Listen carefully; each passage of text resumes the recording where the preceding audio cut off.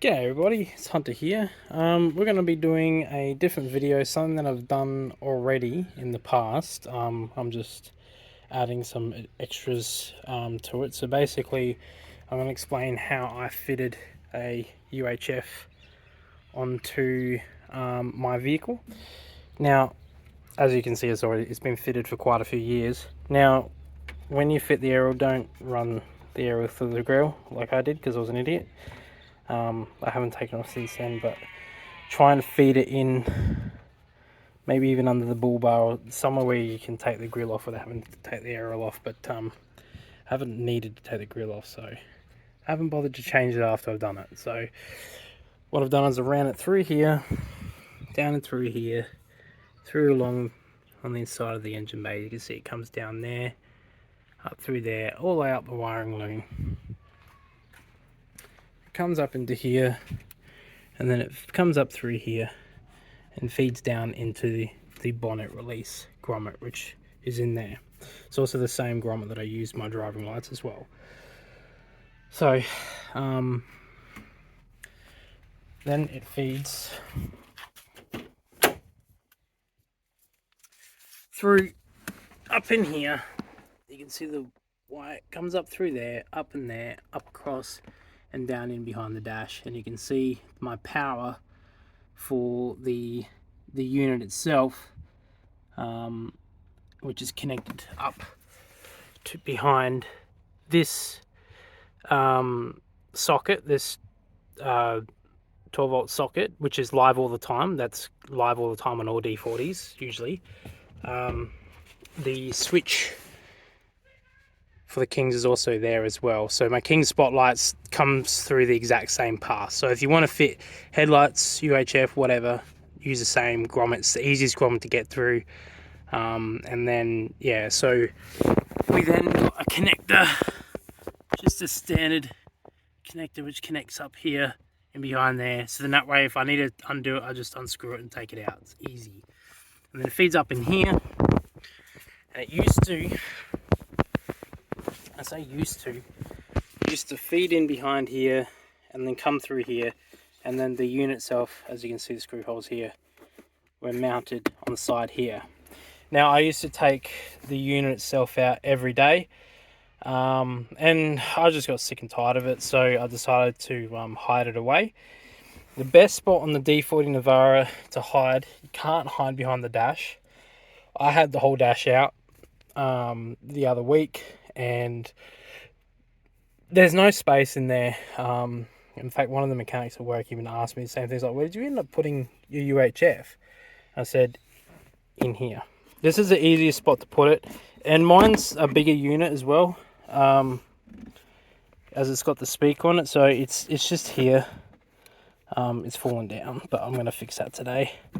So I just mount it in here, and it's got a double-sided tape that holds it down, but obviously it's fallen down, so I'll just prop it up with something underneath it just to hold it up. The reason why I don't have it all the way there, see that wire there? I don't want to rub on that, so that's why I mounted it like that. As you can see, it would fall down, which is fine. Like, there's nothing going to be damaged on the unit. It's perfectly fine. But it just needs to be propped up, which is what I'm going to do today. I'm just going to put some wire management stuff in here and then fix it up.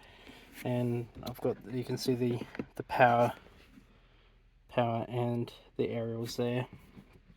So I'm going to do that. I did have this right up against the side here as well, to try and sort of help.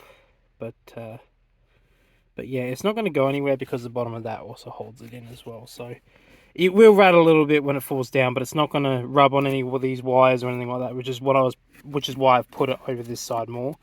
You could probably argue that it's not really secure doing it that way, but can't fit the bracket in here, so, and you can't fit it in behind there. As you can see, there's not much room. So you could probably mount it. You could probably mount it at the back, but you would have to take the glove box out and then mount the bracket and attach it to the back of this. You could do that, but in all honesty, I think it'd be too much of a pain in the ass, so that's just sort of how I decided to mount it, is in there. But today what we're going to do is we're going to wire this switch up. Now, I had to buy this. This doesn't come with this switch. You have to buy the switch, and to be really honest, the price that you pay for it's kind of a rip-off. It's like $50 for this fucking pass-through switch, and it does have a light. Now, to undo the trim, you just pull that out, and then you just grab here and you just sort of pull up, and it just all comes away. It's pretty simple. And what I'm going to do to wire this up is I'm going to feed off of the lights. So when you turn on your lights, that lights up at the same time these do. And that's all I'm going to do today. I'm just going to wire it up. I've got some wire management things to make the wiring a little bit neater inside the console, so it doesn't get in the way of the gear stick and all that. And so you can see there, it's a bit of a tight squeeze in here. That's quite a nasty bend actually on that, so I'm going to fix all that up as well. So that's what we're going to do today. I'm probably not going to show much of me actually doing it, just because it's too hard to record, but I'll walk you through it as I go along. So the tools that you'll need are wire strippers, heat shrink, a way of joining the wires together. I'm just going to use the soldering heat shrink style. I'll show all that later. And I bought a 12-volt power tester, just a cheap fucking Chinese one. Does the job. I've already tested it works, so I'll use that to test which wire produces the power to light these up, so when the lights are on. So I'm going to do that now. Okay, so I found a really good wire to connect up to. Now these two wires here, I'm not too sure what they originally are, but I'd imagine they're for the upgraded models. Imagine for the upgraded models, these probably maybe like heated seats or something like that. But this wire here, that green one there, lights up when the lights are on. So I'm going to go off of that one. Now for the ground, the negative wire, I'm not too sure what to hook this one up to, but if I'm guessing right, it will probably end up being this black wire here that I'll hook up to, because I imagine they go in opposites. So that is definitely a neutral anyway. I mean, that's a neutral there, and that's a neutral, so I'll probably wire them both in to these cables here, which is great because these aren't used, these plugs, so I'll wire up onto them. I'll just piggyback on here and then put some heat shrink and that on it and make it neater, and yeah, go off of that. Okay, so she's all wired up and I've just tested her and she works. So I've wired it up, so piggyback off of, like I said, this connector here. I use this negative, this earth terminal or negative terminal, and this positive terminal, and yeah, it's all done up. I've got some heat shrink that I pull up on here. I wasn't able to get the heat shrink on this one just because of the angles it was getting in. It was just proving to be difficult.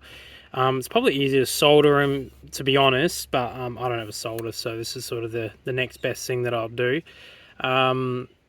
Yeah, probably wouldn't hurt to do this while you're obviously disconnected the battery, goes without saying, but let's show you what it looks like with the light on. Alright, so this is what it looks like with the light on. There you go. Light off.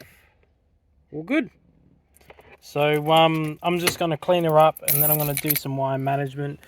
I'm going to use PC wire management stuff, like this sort of stuff, to just sort of, probably this sort of shit, and just stick it in on the plastic on there, just to neaten it up, clean it all up. And I'll probably actually use, I'll probably end up using these brackets actually to hold this up, to be honest. I was thinking what I could shove on there that wouldn't rub or damage anything, and I was thinking these were really, really good for that, because if I stick them down the bottom, the corner, and use the wires to sort of hold them up, I can sort of get them to sort of hold up, and they'll they'll handle the vibrations and stuff too.